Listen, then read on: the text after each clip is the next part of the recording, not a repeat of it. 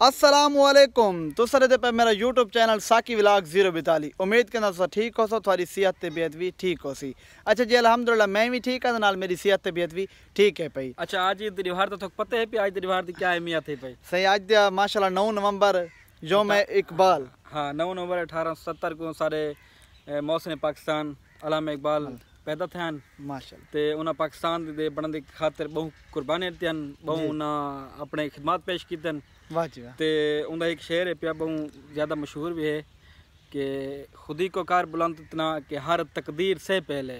वाह वाह। खुदी को कार बुलंद इतना कि हर तकदीर से पहले खुदा बंदे से खुद पूछे बता तेरी रजा क्या। वाह वाह वाह। सारे बिरामा को दोस्तों को सारे तरफों इकबाल डे मुबारक हो। ढेर सारे मुबारक ताला सारे मुसलमानों को दोस्तों को बिरामा को और तमाम सजना को देखने वाले को अलामा इकबाल दे जरे नेक ख्वाहिशात हैं उन्होंने एहतराम करने की तौफीक अता फरमावे। आमीन आमीन। अस्सलाम।